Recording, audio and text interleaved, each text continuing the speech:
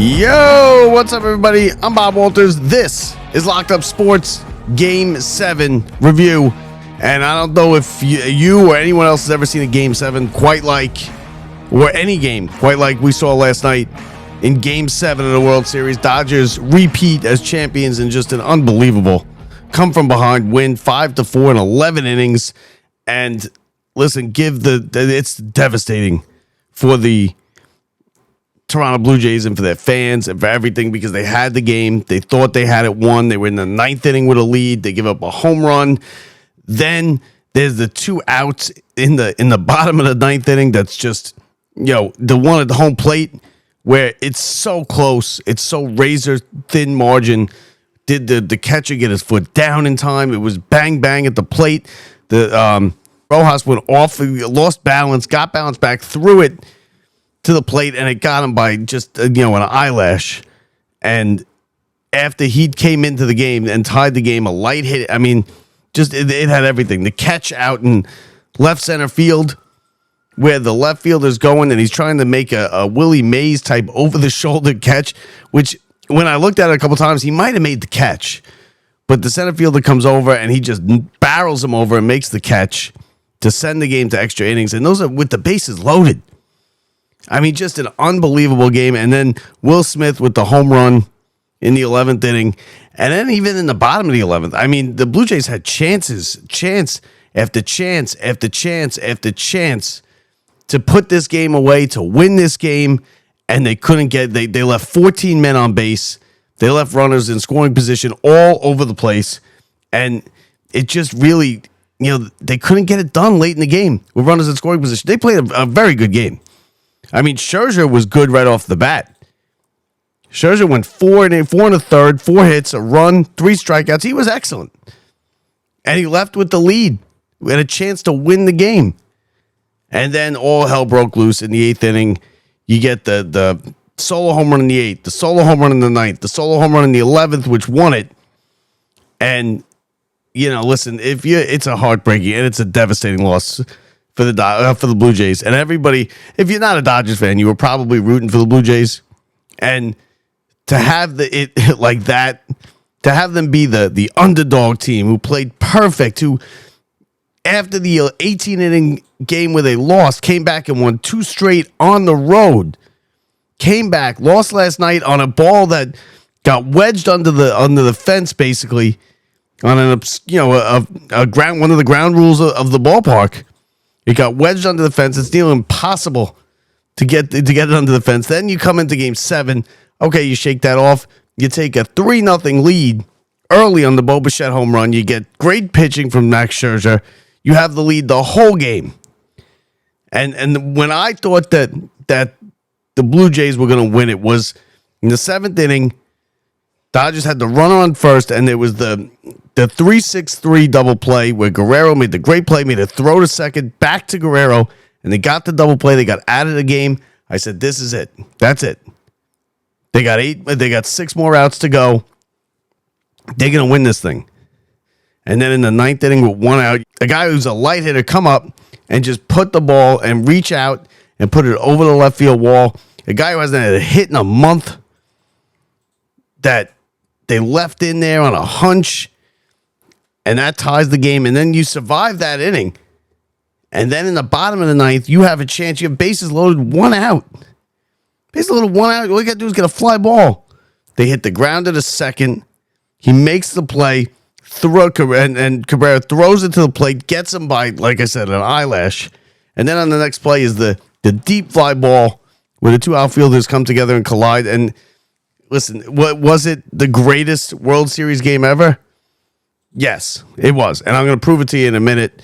But listen, if you're a Blue Jays fan, it's devastating. And it's devastating for everybody who watched it, basically, who's not a Dodgers fan. Because the Dodgers are the evil empire now. They're the Yankees. You don't want to see them win, right? They bought it. They got the $1 billion payroll. They're paying deferring the money. You think that's shady right off the bat? Listen, everything about the Dodgers is easy to hate. And they went in there and they stole it from the good guys. A whole country rooting for them. Because the Blue Jays were the good guys. They're the underdogs. They're not supposed to win, right? They forced this thing to 7.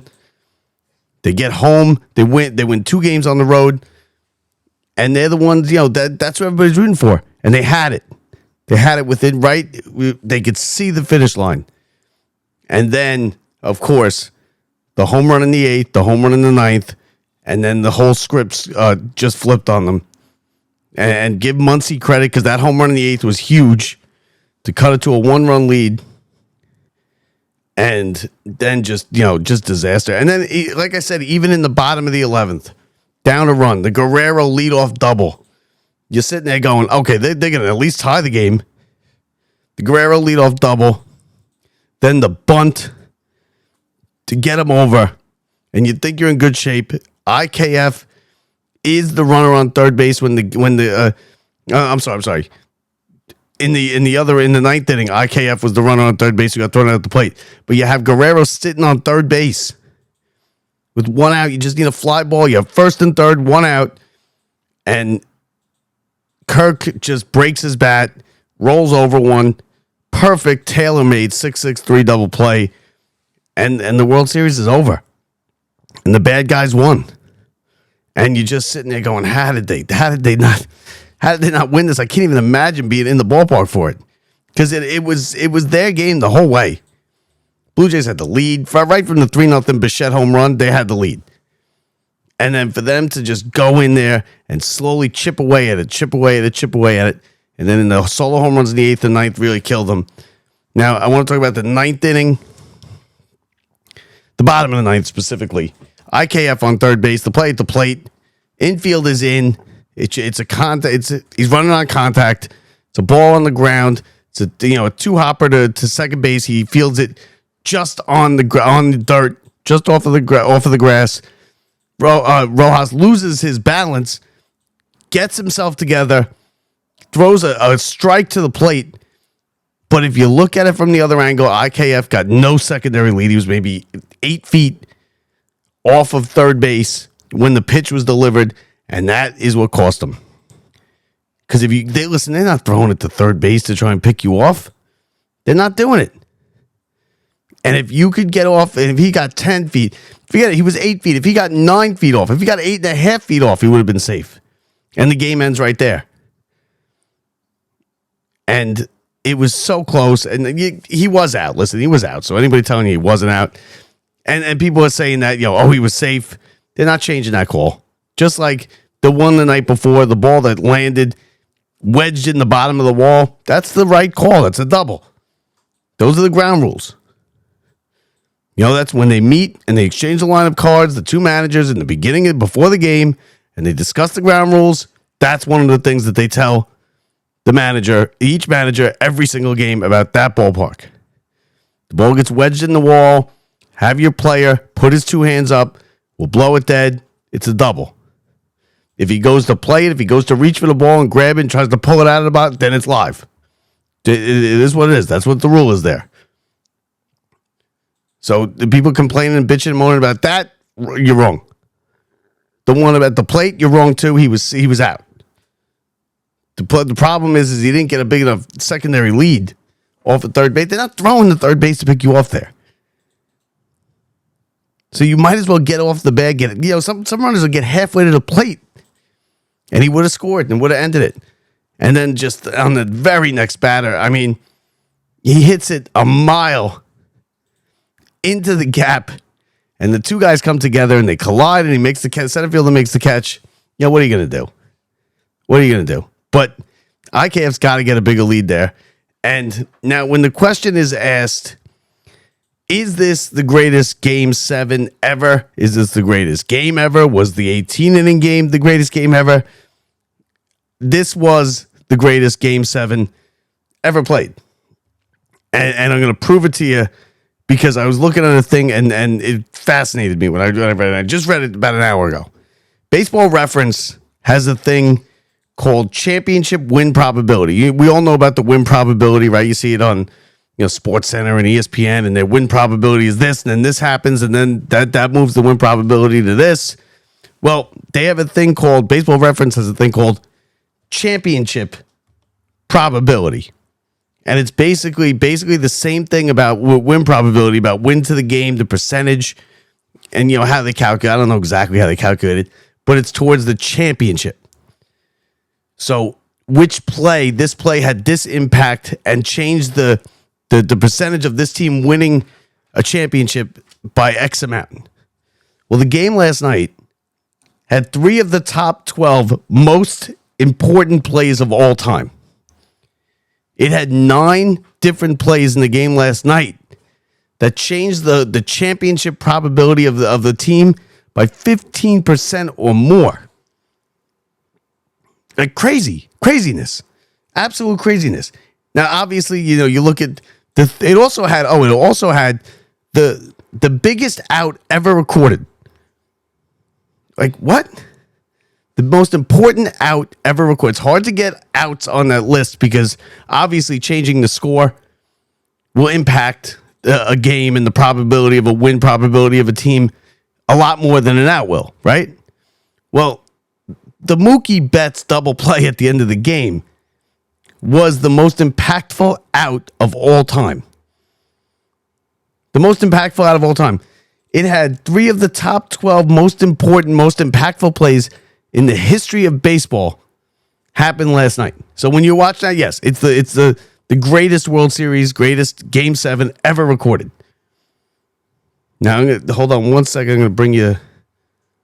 Now, obviously, no game has ever seen 9 plays that are considered massively impactful in MLB history. This game had 9 of them. It's the most ever.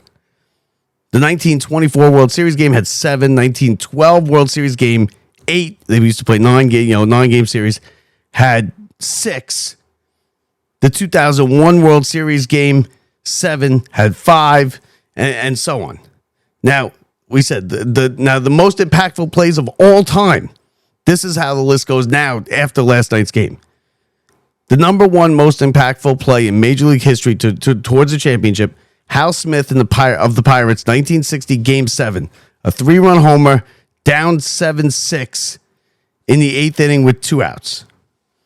Okay? Now, that's the Bill Mazeroski game, right? The walk-off home run.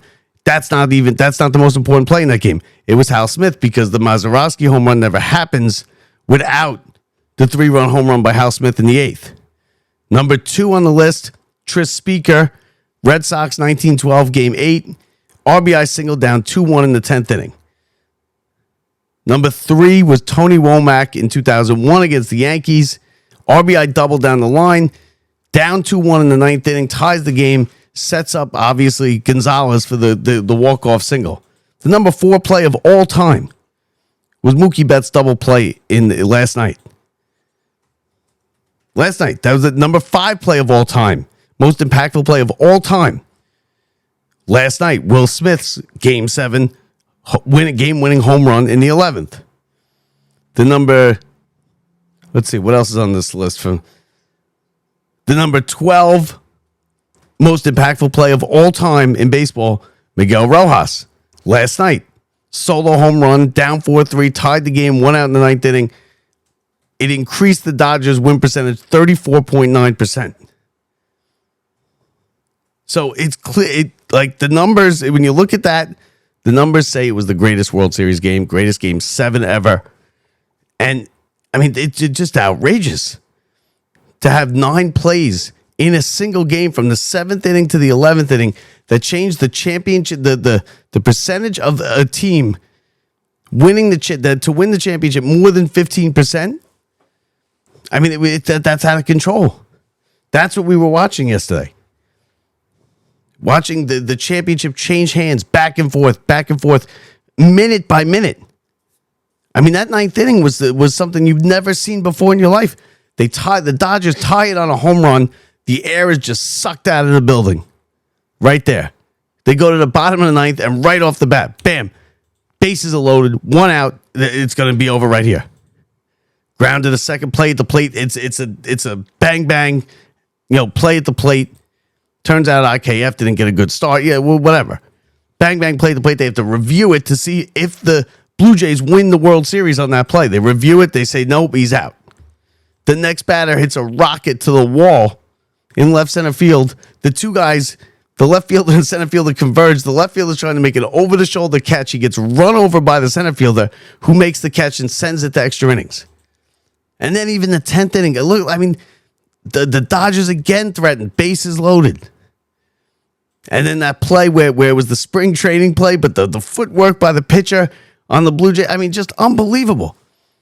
And that right there, that game last night is where baseball is at its best, and why when you watch it, you know baseball is the best sport. But on a Tuesday night in June, it's not as dramatic, obviously. But when baseball is where every pitch, every call, every second, everything matters, there's nothing better than what you saw last night. And that's when it is at its best, when postseason baseball is at its absolute best. And you're sitting on the edge of your seat. I mean, the base is loaded in the bot. I mean, think about this. And it was a great call by, I don't know the announcer's name. The guy on Fox, I don't know his name. I should know his name. I don't. When he said right before the double play, the World Series can be won on one swing of the bat right now in either direction. Because if he hit a home run or if he hit a double into the gap, the Blue Jays would have won the World Series. If he hit a double play, the Dodgers would have won the World Series. And that one pitch, one swing of the bat could have won and lost the World Series in either direction. And what'd he do? He bounced to second, or bounced to short. It was tailor-made. Betts made the play 6-6-3, hit the bag over the first, and it's a repeat for the Dodgers. I mean, just incredible stuff. And then you look at the rest of the series. You got the 18-inning game. You got Freddie Freeman, who didn't have a good series. You got who gets the game-winning home run in the 18th inning. And the Dodgers basically steal Freddie Freeman's legacy away from the Braves, right, with this, right? He will be now remembered as a Brave. I mean, as a Dodger instead of an Atlanta Brave. And before this, he was an Atlanta Brave who played for the Dodgers late in his career and won a couple World Series. Well, this series now, I think, stole the legacy of Freddie Freeman from the Braves to the Dodgers. You got Yamamoto, who I haven't even mentioned yet, who was the MVP, who went in last night and on 0 days rest. He pitched 8 innings the night before. 0 days rest. Went in and threw 2 1/3 innings in the most pressure-packed situation you could ever come up with. The 9th, the 10th, part of the 9th, the 10th, and into the 11th inning. And he was basically perfect. 2 2/3, no runs, a walk, and a strikeout. He gave up the leadoff double to Guerrero in the 11th. He got himself into trouble, and he got the double play. But coming in on 0 days rest, after throwing 8 innings the night before, 0 days rest, he comes in the most pressure-packed innings you will ever see anywhere in baseball, ever. And he just is flawless. He got 3 wins during this series. 3 of the 4 wins the Dodgers had, Yamamoto was the winning pitcher. And that's why he was the MVP. And it wasn't Ohtani, wasn't Freeman, wasn't the guy who got the game-winning home run in Game 7 of the World Series. He didn't win the MVP. It was the pitcher. And just, I mean, edge of your seat, like sitting there going, I'm like mouth open. I can't believe this is happening type of stuff. Inning after inning after inning after inning. And that is baseball at its very, very best, very highest level. I mean, the game was played well. The Blue Jays, yeah, they left a lot of men on base. They left 14 men on base. They left them in scoring position in the late innings, and that's going to kill you. They gave up the late home runs. But the Blue Jays really, I mean, nothing to really hang your head about. It sucks. It's as rough as it gets. And the Blue Jay fans, I mean, you got to feel for them. But, what are you going to do? The Dodgers just beat it. The Dodgers beat him. And there was the one guy who went on, I guess he's a Canadian or Blue Jays announcer, and he said that the better team lost this World Series, that the Blue Jays played better. And that's not true. That's a tough thing to say. Because you could say that if there's like an egregious call and the Dodgers won, if there was like just the game was blown, it was nobody's fault, the umpire screwed up, he missed a call or something, then you could say that. But the Dodgers just beat them. They got bigger hits at bigger times. Yeah, it was close. But Freddie Freeman won it in the 18th inning. There was a million chances for the Blue Jays to win that game. Last night, the Blue Jays blew a save in the ninth inning. And they couldn't get runs home in the bottom of the ninth. They couldn't get runs home in the bottom of the 11th. The bottom of the 10th, they couldn't get runs home. So what are you going to do? They got beat. Not the better team didn't win. The better team won. Right? Because they got more hits. But whether you wanted them to win, nobody wanted the Dodgers to win. It sucks. Nobody wanted the Dodgers to win. If you're not a Dodgers fan, why would you want them to win? Big market, spent all the money, bought the team, paying them $1 billion with deferred contract. Yeah, nobody wants the Dodgers to win. But to sit there and say, oh, the better team didn't win this, come on. Better team won the series. They played better. They got more hits when it counted in big spots, in the late innings, in the extra innings of game 3. It is what it is. For him to go on the air and say that, that's sour grapes. That's sore losing. That's sour grapes. Because the better team won. Listen, if you were the better team, you would have got a base hit in the 11th inning instead of hitting into a double play, and you would have had Guerrero score. So absolutely, and it's a stomach turning loss. There's nothing you can do about it. Somebody who's going to lose that game. And the Dodgers went in there and they just ripped the heart right out of the whole country. 9th inning, right? They were counting down the outs on TV. 6 outs to go, 5 outs to go. Blue Jays were flashing the leather all over the place. Guerrero with that great diving catch early in the game. The double play in the 7th inning. The diving catch out in center field. 3 solo home runs. The Blue Jays couldn't add on to the lead. They let the Dodgers hang around all night. After that 3-run home run, you got to make it 5-0, 6-0. Put the game away. Step on you got your foot on their neck. You put some pressure on it. End it right there. They didn't do it. They let them hang around, and then bam. And the Dodgers didn't hit well the whole series. They didn't hit well. They hit 203 in this series. 203. And yet a couple home runs turned the tide of the whole thing. And yes, like I said, 3 of the top 12 most impactful plays in World Series history happened last night. The most impactful out in the history of baseball happened last night. That 7 of them of 7 plays changed the percentage of a team winning the championship. 15% or more happened last night. That was the greatest World Series Game 7 of all time. Now, for me, I don't know I think it does. I think it tops the David Freese Cardinals Game 6 of the World Series. The Cardinals Rangers, which was before last night, probably the craziest one I've ever seen. Last night was crazier. It just was. I mean that one will always be just as crazy, but this one was just out of control. It sucks that it was the Dodgers. Like that year, the Cardinals were the underdog. You were rooting for the Cardinals. This year, you were rooting for the Blue Jays, unless you're a Dodgers fan. And just a gut wrench, ripped your heart right out. I don't know if I'd be. I saw some of the videos. You got them crying, cursing, and I don't blame them. Like, what are you gonna do? You did everything. You basically did everything you could, everything right. And then at the very end, the Dodgers came in and they were like, nope, we're the best team. We got the biggest payroll. And they reached in and they just ripped your heart right out.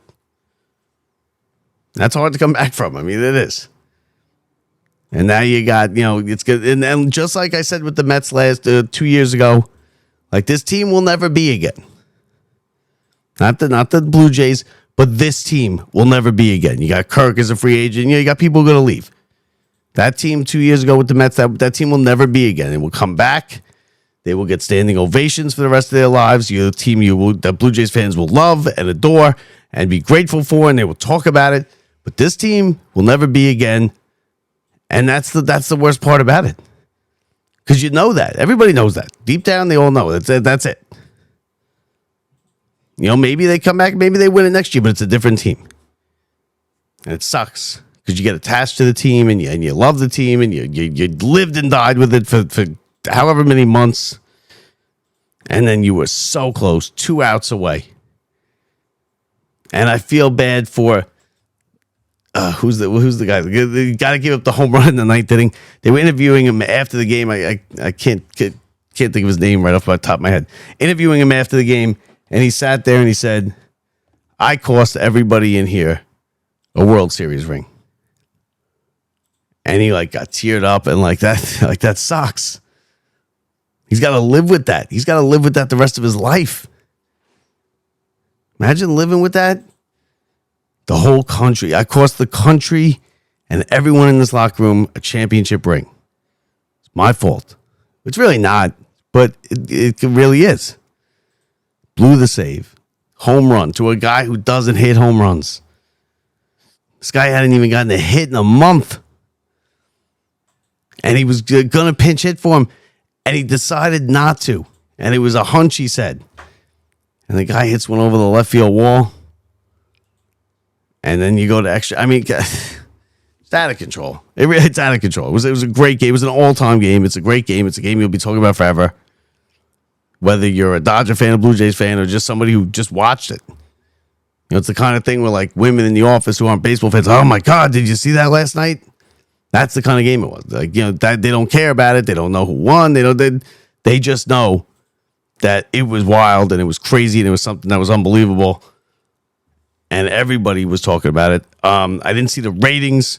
Ratings not out yet. They'll be out tomorrow for last night. I will touch on that. They got to be good, right? I mean, they were going to be good anyway with a game 7, but when it's tight and it comes down to the end, it gets good. I'm sure the last hour had good ratings, maybe in the 25 million viewership type of situation, which is still less than I'm sure the Seahawks Commanders game. Blowout game on Sunday Night Football was. The game that just ended, Commanders, Seahawks, 38-7. I'm sure had more viewers than probably Game 7 of the World Series at any point.